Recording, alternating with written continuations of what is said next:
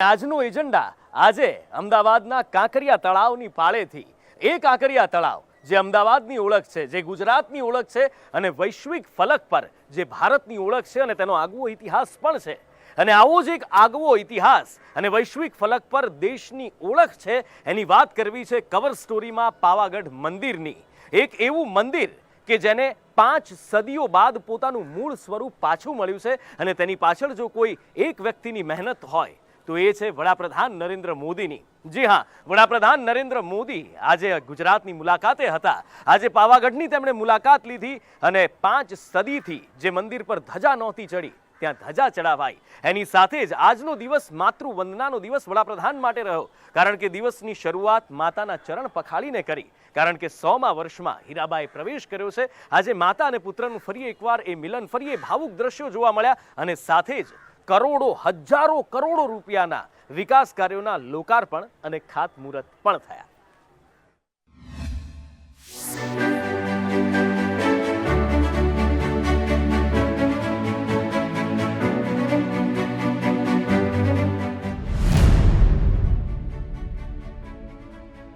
પહેલા જનની, પછી જગત જનનીના ચરણોમાં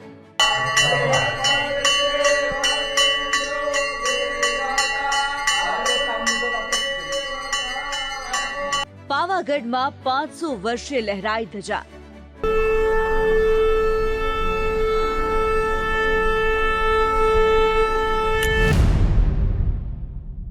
આરાધના અને આસ્થાનું કેન્દ્ર પાવાગઢમાં બિરાજમાન આદ્યશક્તિ મહાકાળીમાં કે શિખર ધ્વજા વિહોણું હતું, તેના ઉપર આજે ધજાનું રોહણ કરવામાં આવ્યું.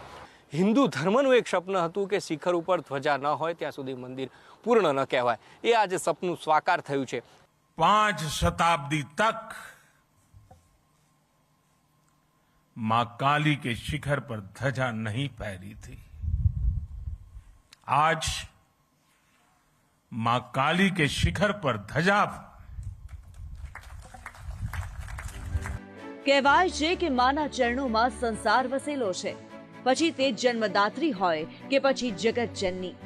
હીરાબાને આજે 100 વર્ષ પૂર્ણ થતા પીએમ મોદીએ પહેલા જન્મદાત્રી, ત્યારબાદ પાવાગઢ સ્થિત બિરાજમાન મા મહાકાળીના દર્શન કર્યા અને 500 વર્ષ બાદ ધ્વજારોહણ થતા ધન્યતા અનુભવી.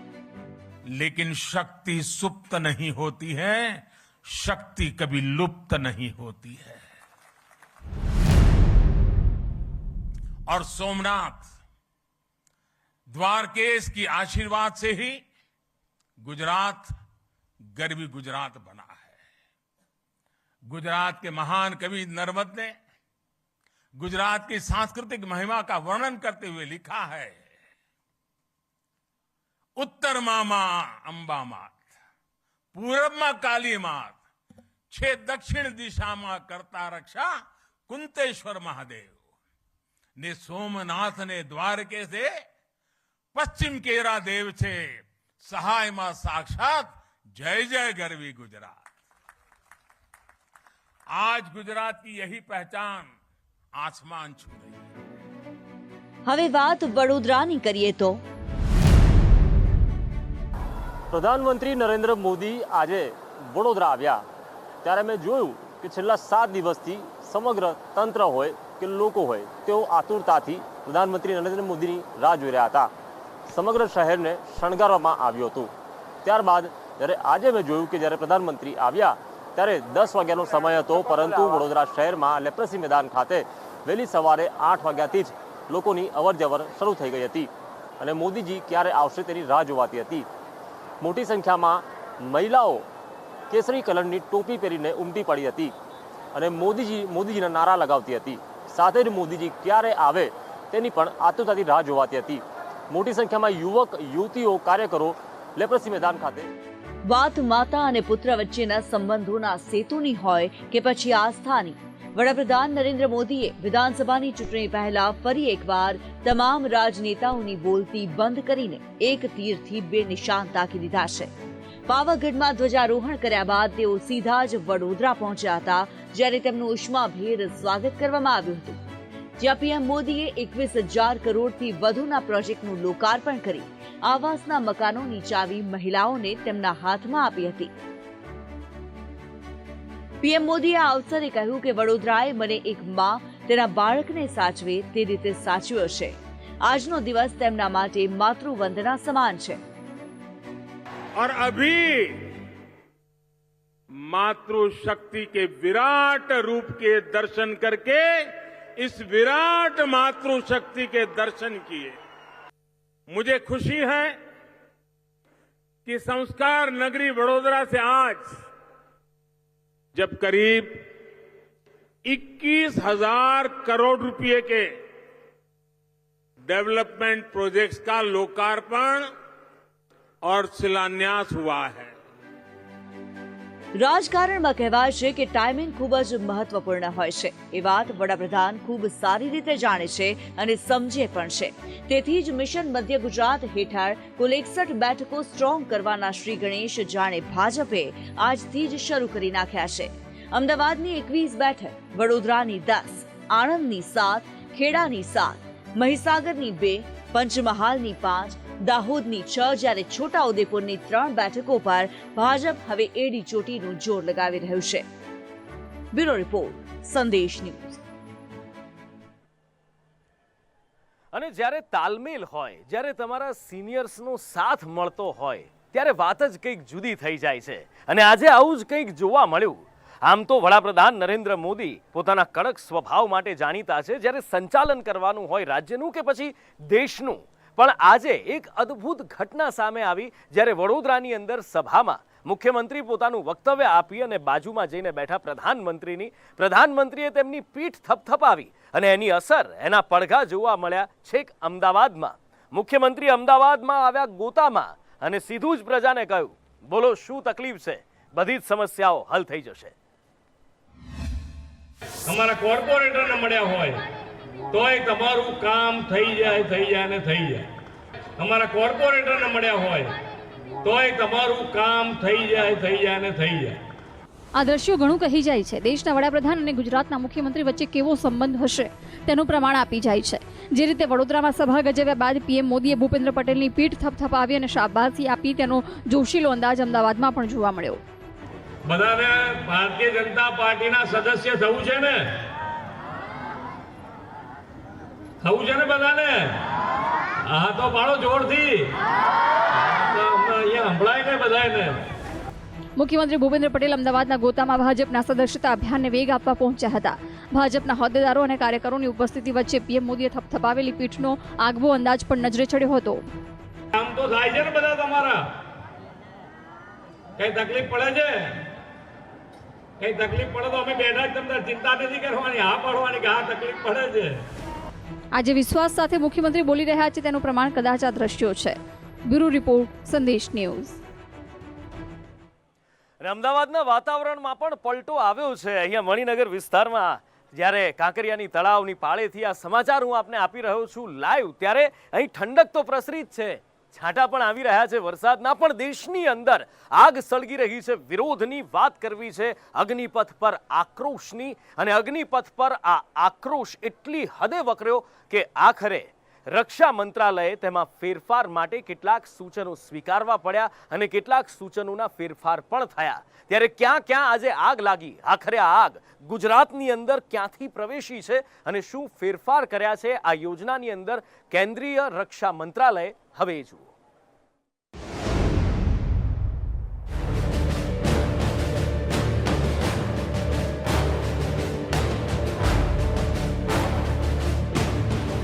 અગ્નિપથની આગ પહોંચી ગુજરાત. તમારી આજની માંગ એવી છે કે જે લોકો સાથે, જે અમારા વિદ્યાર્થીઓ સાથે જે અન્યાય થઈ રહ્યો છે એ અન્યાય ન થાય તેના માટે આજે અમે સાહેબશ્રીને, મામલતદાર સાહેબને અમે આવેદનપત્ર આપ્યું છે.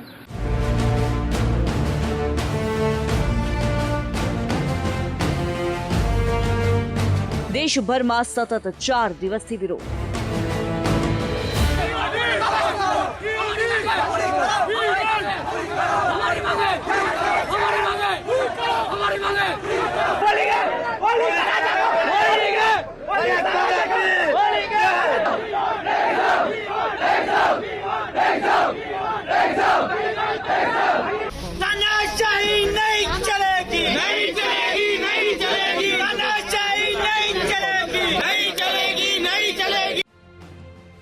આક્રોશ બાદ સરકારે શું લીધો નિર્ણય?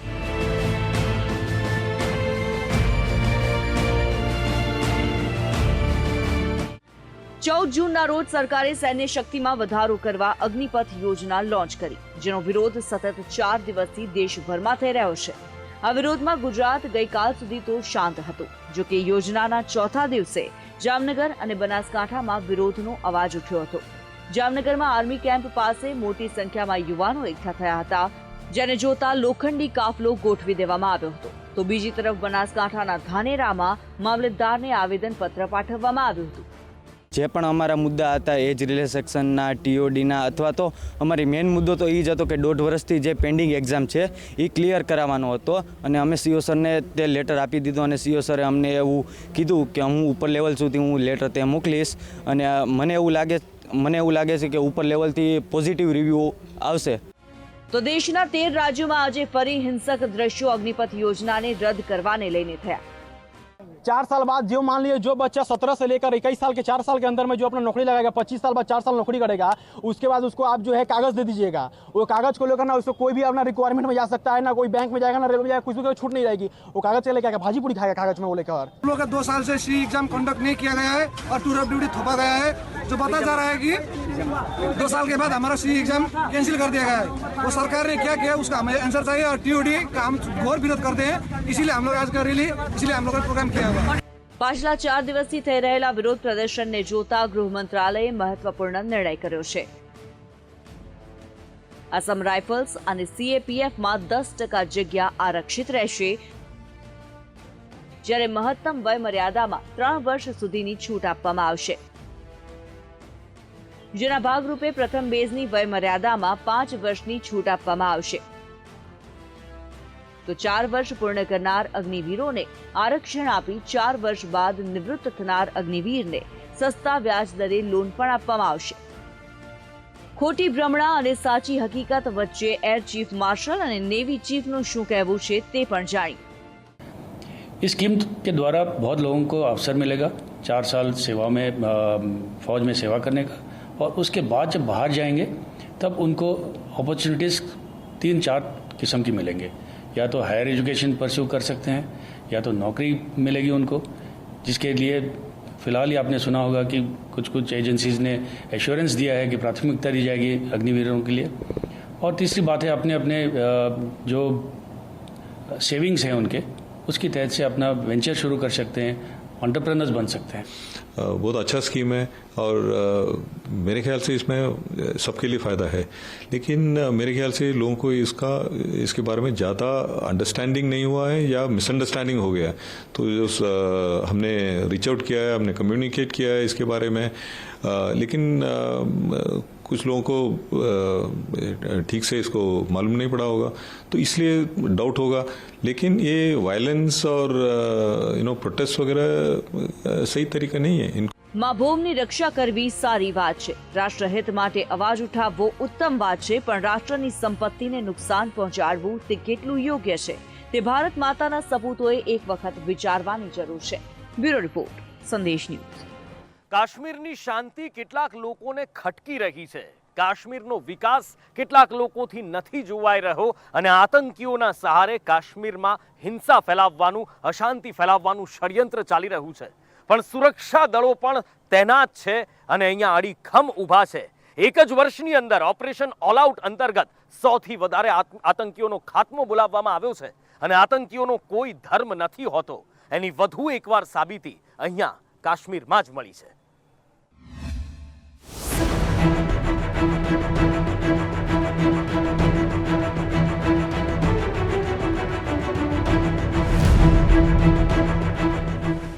કાયરોની ફરી સામે આવી કાયરતા.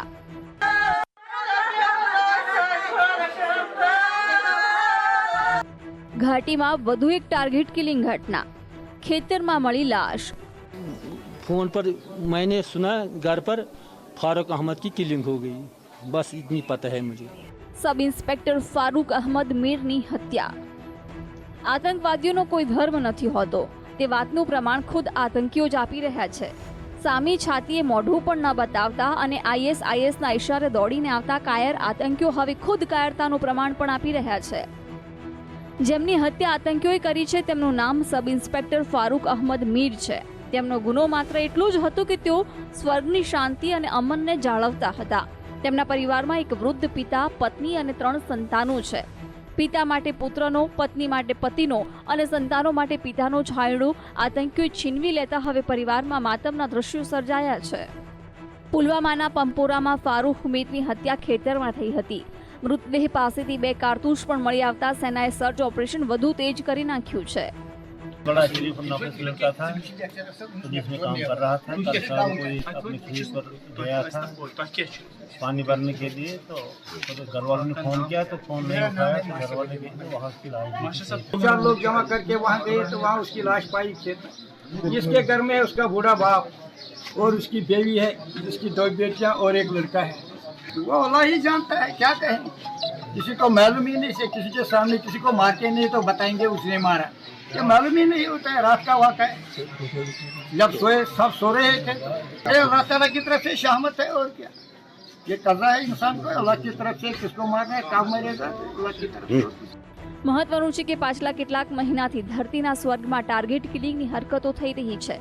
સામાન્ય નાગરિકથી લઈ ફિલ્મ અભિનેત્રી, મહિલા શિક્ષક અને હવે પોલીસ કર્મીની પણ હત્યા જેહાદના ઊંધા પાઠ ભણતા આતંકીઓએ કરી નાખી છે. આતંકીઓ સામે છાતીએ ન લડી શકતા હાઇબ્રિડ આતંકીઓને તૈયાર કરી રહ્યા છે, જેનો ખાત્મો સેનાના જવાનો બીજી તરફ કરી રહ્યા છે. ચાલુ વર્ષ દરમિયાન 105થી વધુ આતંકીઓનો સેનાએ સફાયો કર્યો છે. ये जो चीज़ हो रही है वो इसलिए है क्योंकि कश्मीर घाटी के अंदर इतने मिलिटेंट या ऐसे ट्रेन मिलिटेंट हैं नहीं बचे हुए जो सिक्योरिटी फोर्स के साथ मुकाबला कर सके. ISI ने अपनी इसलिए स्ट्रेटजी चेंज कर दी है और अब ये बहुत दायित्व है कश्मीर घाटी के लोगों के ऊपर कि वो अब इसके खिलाफ खड़े हो जाएं और जम्मू कश्मीर पुलिस को इमीडिएटली इन्फॉर्म करें. जो भी अंडरग्राउंड ओवरग्राउंड वर्कर उनको पता है कि वहाँ पे है, उनके आसपास है या कोई कहीं पे भी वो देखते हैं उसको, ताकि जम्मू कश्मीर पुलिस और सिक्योरिटी फोर्सेस उस अंडरग्राउंड ओवरग्राउंड वर्कर को पकड़े और उसको सलाखों के पीछे बंद कर दे. મહત્વનું છે કે આર્ટિકલ 370 દૂર થયા બાદ પાકિસ્તાન છંછેડાયું છે. ISISના ઇશારે કાશ્મીરમાં સ્થિતિ 2 આતંકી સંગઠનને હાઇબ્રિડ આતંકીઓ તૈયાર કરવાના નિર્દેશ આપી રહ્યું છે. જો કે માભોમના રક્ષકો એક બાદ એક નાપાક ઇરાદાઓ પરાસ્ત કરી રહ્યા છે. બ્યુરો રિપોર્ટ, સંદેશ ન્યૂઝ. મેઘરાજા વરસે તો મહેર, પણ મેઘરાજા કોપાયમાન થાય તો કહેર. બંને દ્રશ્યો અત્યારે દેખાઈ રહ્યા છે. ગુજરાતમાં મેઘ મહેર છે, પણ કેટલાક રાજ્યો એવા છે કે જ્યાં મેઘરાજાનો પ્રકોપ વરસી રહ્યો છે. મેઘ કહેર બનીને મેઘરાજા તૂટી પડ્યા છે. ત્યારે કયા છે આ રાજ્યો અને શું પરિસ્થિતિ છે ત્યાં, હવે એ જુઓ. રાજ્યમાં આગામી 3 દિવસ વરસાદની આગાહી વ્યક્ત કરાઈ છે. દક્ષિણ ગુજરાત અને સૌરાષ્ટ્રમાં ભારે વરસાદ પડવાની આગાહી છે. ગુજરાત સહિત દેશભરમાં વરસાદી માહોલ જામ્યો છે. રાજધાની દિલ્હી, તામિલનાડુમાં મેઘાએ જમાવટ બોલાવી છે, જ્યારે આસામમાં પૂરથી 19 લાખ લોકો પ્રભાવિત અને 12ના મોત થયા છે. મેઘાલયમાં 19 લોકોના મોત થયા છે. બાંગ્લાદેશમાં ભારે પૂરથી હજારો લોકો ઘર વિહોણા બન્યા.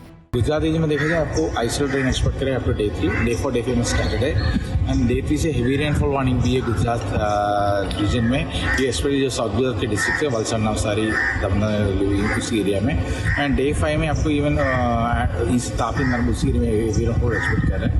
बट सौराष्ट्र भी देखा जाए, सौराष्ट्र में भी हम day 1 day 4 isolate rain expect करें डिस्ट्रीब्यूशन, और नॉर्थ में ज़्यादा एक्सपेक्ट नहीं है. ગુજરાતમાં વરસાદની વાત કરીએ તો પાવાગઢમાં ધોધમાર વરસાદ પડ્યો, જેને પગલે મંદિરના પગથિયા ઉપર વરસાદી પાણીનો ધોધ વહેતો જોવા મળ્યો. ખેડાના મહેમદાબાદમાં પણ મુશળધાર વરસાદ તૂટી પડ્યો. વડોદરા જિલ્લામાં પણ મેઘાની મહેરબાની થઈ, જ્યારે ભાવનગરના તળાજામાં વાદળછાયા વાતાવરણ વચ્ચે અમી છાંટણા થયા. સાથે જ ધોરાજીમાં પણ વહેલી સવારથી વરસાદી માહોલ જામ્યો. સુરતના કામરેજમાં 0.4 ઇંચ વરસાદ પડ્યો, તેમજ ભરૂચ અને ગીર સોમનાથમાં સામાન્ય વરસાદ પડ્યો છે. રાજ્યમાં આગામી 3 દિવસ હજુ છૂટો છવાયો વરસાદની આગાહી છે. દક્ષિણ ગુજરાત અને સૌરાષ્ટ્રમાં ભારે વરસાદ પડી શકે છે. 20 અને 21 જૂને દક્ષિણ ગુજરાતમાં ભારે વરસાદ નોંધાઈ શકે છે, તો વલસાડ, નવસારી સહિતના વિસ્તારોમાં ભારે વરસાદની સંભાવના છે. આ તરફ સૌરાષ્ટ્રમાં અમરેલી, ગીર સોમનાથ સહિતના વિસ્તારોમાં ભારે વરસાદ પડવાની સંભાવના છે. અમદાવાદમાં છૂટો છવાયો વરસાદ, જ્યારે 3 દિવસ બાદ વરસાદને જોતા ફિશરમેન વોર્નિંગ પણ જાહેર કરાઈ છે. બ્યુરો રિપોર્ટ, સંદેશ ન્યૂઝ.